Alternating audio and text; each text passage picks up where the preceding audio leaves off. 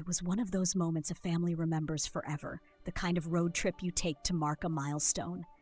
James and Emily had been buzzing with excitement all morning, their teenage energy filling the family's rented SUV. Sarah, their mother, flipped through the playlist on her phone, choosing the perfect song to match the mood. At the wheel was James, ever calm, focused, and quietly proud. His eldest, Emily, had just been accepted into Harvard, a dream she'd nurtured since she was 12. The plan was a leisurely drive from Chicago, Illinois to Denver, Colorado to celebrate with family and friends. James, a man in his mid-40s with a steady presence, was the kind of father who believed in making every moment count. His job required him to be secretive. His family only knew he worked for the government in some capacity. But today, he was just Dad, a man taking a much-deserved break to enjoy his daughter's success. The SUV hummed along the winding back roads of Colorado. James had insisted on taking a detour to soak in the scenic beauty of the countryside, promising his family they'd be in Denver by dinner. He wasn't wrong. The rolling hills stretched out like a postcard dotted with pine trees that seemed to rise straight out of the earth. The air was crisp, and for a moment, everything felt just right. But then, as they passed through a small town, a place they hadn't planned to stop, the energy in the car shifted.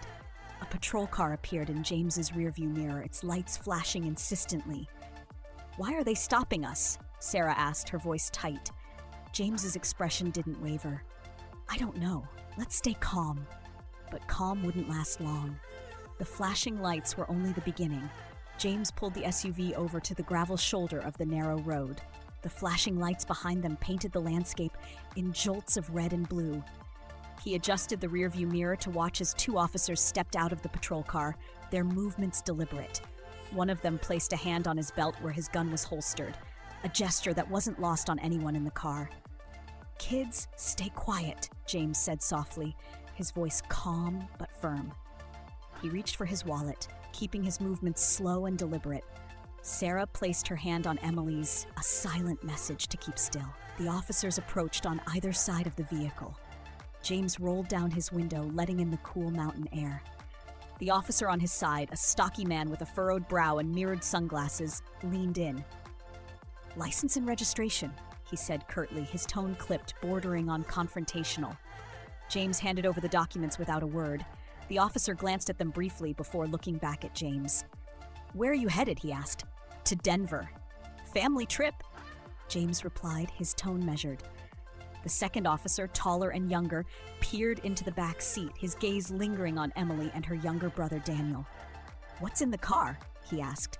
James's jaw tightened, but he kept his composure. "Just our luggage, clothes, snacks, normal road trip stuff." The older officer's lip curled slightly. "Mind if we take a look?" James hesitated, the question hanging in the air like a challenge. "Officer, is there a problem?" he asked, his voice calm but firm. "Just routine," the younger officer said, his eyes narrowing slightly. "You seem out of place." The words landed heavily. Sarah shifted uncomfortably in her seat. Emily and Daniel exchanged a glance, their expressions a mix of confusion and worry. James took a deep breath, steadying himself. "We're just passing through. Everything's in order." The older officer straightened up, his hand still resting on his belt. "Step out of the car, sir. All of you." "What for?" Sarah asked, her voice rising slightly. "Ma'am," the younger officer said sharply, "just step out, now." James nodded at Sarah, signaling her to stay calm. "Kids, follow your mom's lead. Do what they say." As the family stepped out of the car, the tension became palpable. The officers began searching the SUV, tossing aside their carefully packed bags as if they were looking for something specific. James stood still, his hands visible at all times, his mind racing but his expression unreadable. Emily whispered to her dad, "What's going on?" James's reply was quiet but firm. "Just stay close to your mom." But staying close wouldn't shield them from what was coming next. The search was becoming more aggressive, the officers rifling through the family's belongings with increasing speed. James watched as his daughter's prized books, college textbooks, were tossed aside like garbage. Emily's face flushed with anger and confusion, her lips trembling, but she remained silent. "Everything's fine," James murmured under his breath, though his voice betrayed none of the uncertainty bubbling inside him. He kept his eyes on the officers, noting every subtle movement, every glance that passed between them. The older officer straightened up from the rear of the car and turned to James, his voice now dripping with disdain. "We're not getting the right answers here." James's heart skipped a beat. "I've given you all the answers you need," he said, his voice growing more controlled. "You've got my documents, we're just passing through." The younger officer, now standing near the hood of the SUV, started to circle them. "Passing through where exactly? We don't get many out-of-state cars here. Your story's a little too neat, don't you think?" Sarah stepped forward, her eyes narrowing. "We're on a road trip, officer. What more do you want?" The older officer shot her a sharp look before turning back to James. "I think it's time to check IDs for everyone in the car." James's eyes darkened. "There's no reason for that." But the officer ignored him, signaling to the younger cop to approach Emily. "Start with her. Get her ID." Emily was about to protest, but James quickly reached out, placing a hand on her arm. His touch was firm but calm, his eyes never leaving the officer's. "Don't make this harder than it needs to be," he said quietly, his voice like a warning.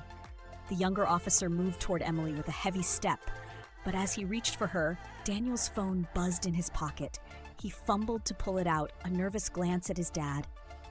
"I'm recording this," Daniel said, his voice shaky but loud enough for the officers to hear. The older officer turned sharply. "What are you doing with that phone?" "I'm recording," Daniel repeated, holding up the device to show the officer. "This is illegal, and I'm not going to let you mess with my family." James's heart sank, but he didn't stop Daniel. If this was going to escalate, he wanted every second of it on tape. His son was right. It wasn't just about them anymore. It was about making sure the truth would come out. The younger officer snatched the phone out of Daniel's hands. "Give me that," he barked. But Daniel held on, not letting go. "Give it back," he shouted, his voice shaking with a mix of fear and defiance. The older officer stepped forward, pulling Daniel roughly away from the younger officer. "You should have kept quiet, kid," he growled, his hands tightening around Daniel's wrist. James's calm demeanor slipped. "Let him go." Without warning, the younger officer yanked Daniel's phone away, and the device cracked against the concrete. James could see the frustration building in both officers, their faces flushed with anger. But it wasn't just anger. It was something deeper. It was hate, and it was all too familiar. "Now look what you've done," James said, his voice firm. "You've broken his phone?" The officers glanced at each other, their faces tight with a quiet fury. The younger officer stood there, still holding the phone, now useless. James's mind raced. He knew the moment they started escalating with his son, there was no turning back. But there was something more to this, a reason behind their actions. This wasn't just about a routine stop anymore. They didn't want answers. They wanted control. "Look," James said, raising his voice for the first time. "We're not criminals. We're a family trying to celebrate a major achievement. Why are you doing this?" But his words fell on deaf ears. The officers were focused only on one thing now, getting their hands on everyone, ensuring they could escalate this however they wanted. But even in the heat of the moment, James knew something was about to shift. The moment had come. James stood there, still and calculating, his family behind him. He knew he couldn't let this spiral any further, not without taking control of the situation. The younger officer, emboldened by the power he thought he held, reached for his handcuffs. "All of you?" the officer barked. "Turn around and put your hands behind your backs." Emily gasped. "Dad." James raised a hand, silencing her. "It's okay," he said softly, though his eyes burned with a quiet intensity. He turned back to the officers. "You're making a big mistake." The older officer sneered. "The only mistake here is letting you think you could pull something over on us." James let out a slow breath, his patience thinning. "Last chance. Walk away now." The officers exchanged glances, their smirks widening. The older one stepped closer, his hand resting on his taser. "Or what?" James reached into his jacket pocket. The move was slow, deliberate, every muscle in his body telegraphing control. The younger officer tensed, his hand darting to his holster. "What are you doing?" he barked. James ignored him, pulling out a slim black wallet.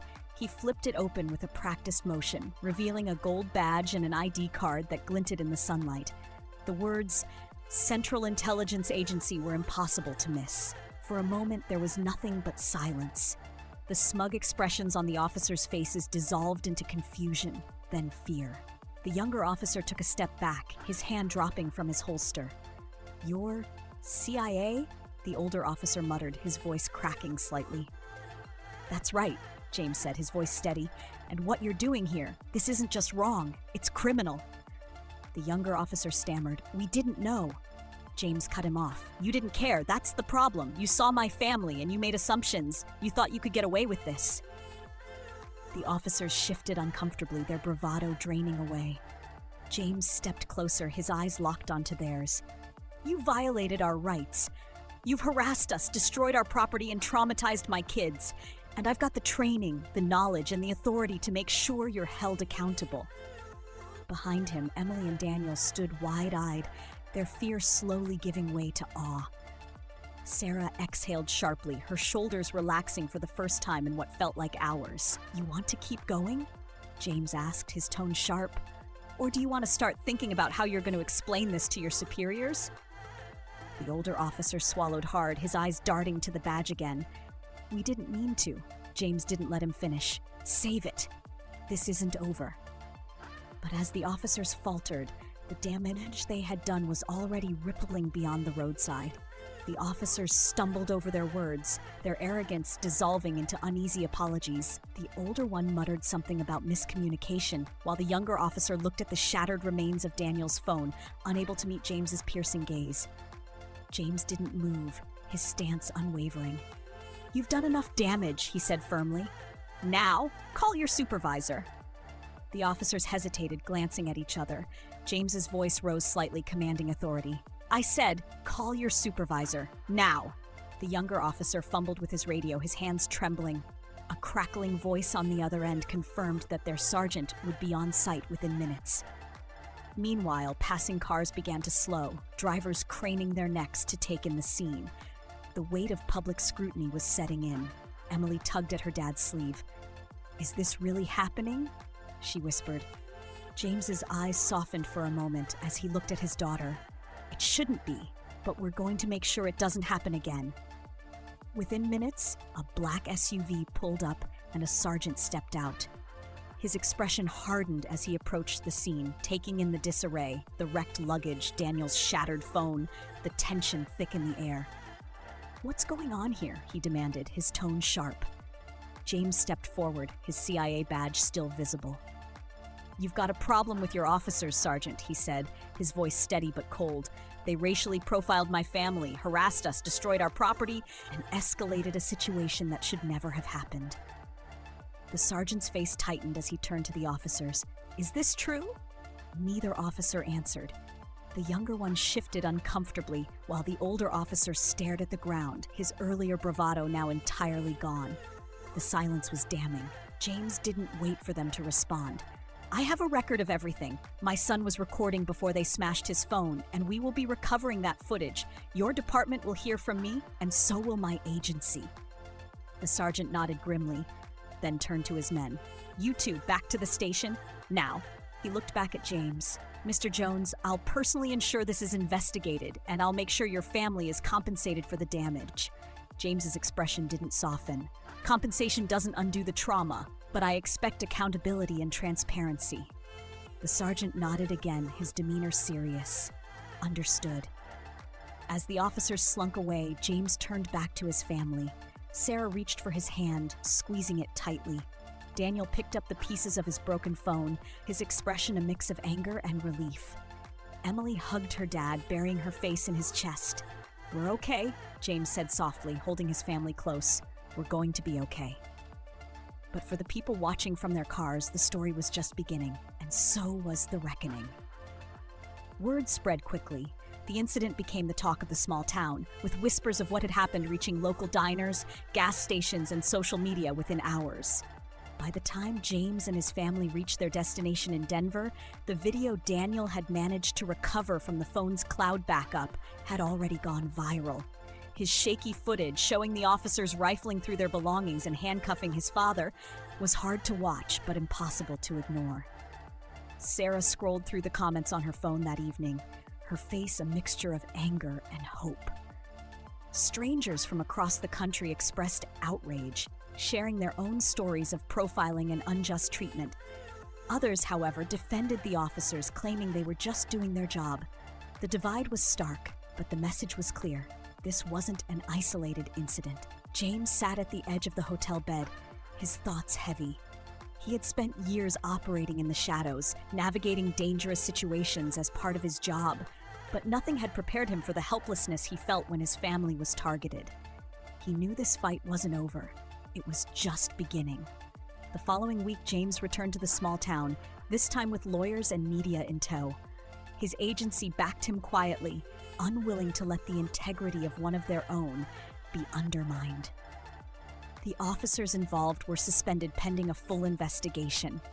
The sergeant, true to his word, issued a public apology on behalf of the department, acknowledging the misconduct and vowing systemic changes. But James didn't stop there. He pushed for broader accountability, meeting with civil rights groups and community leaders to address the deeper issues that incidents like these represented. His family's ordeal became a rallying cry for change, sparking protests and town hall meetings in communities far beyond the one where it all began. For James, the most powerful moment came when Daniel stood up during a local news interview and spoke directly to the camera. "What happened to us wasn't just about my family," Daniel said, his voice steady despite his young age. "It's about how people in power treat those they think are powerless. My dad showed them that they were wrong, and now we have to make sure this doesn't happen to anyone else." But even as the world began to take notice, James knew the hardest work was still ahead. Months later, as the dust began to settle, James sat with his family around the dinner table. The glow of their celebratory road trip had been overshadowed by the incident, but in its place, something deeper had emerged: resilience, unity, and purpose. Emily, now settling into her first semester at Harvard, had taken an active role in campus discussions about social justice. Daniel, inspired by his father's composure and courage, had started a project documenting stories of people who had faced similar injustices. Sarah, ever the glue of the family, became a local advocate for police reform, organizing community workshops and speaking at events. As for James, he knew his fight wasn't over. His CIA work gave him a unique platform, and he used it to speak out against systemic racism in ways that others couldn't. But more than that, he remained what he had always been at his core: a father fiercely protective of his family and their future. That evening, as they finished dinner, Emily raised her glass of sparkling cider. "To us," she said, her voice steady and warm, "and to making the world better, one step at a time." The family clinked their glasses together, their smiles faint but genuine. They knew the road ahead would be long and challenging, but they also knew they wouldn't walk it alone. This story isn't just about one family's battle. It's about all of us. It's a reminder that silence allows injustice to thrive, but courage and unity can spark change even in the darkest of moments. If you've ever faced an unfair situation or witnessed injustice, don't stay silent. Speak up, stand together, and push for a better world. And if this story moved you, subscribe to our channel for more stories that inspire, empower, and ignite change. Because every voice matters, and together, we're unstoppable.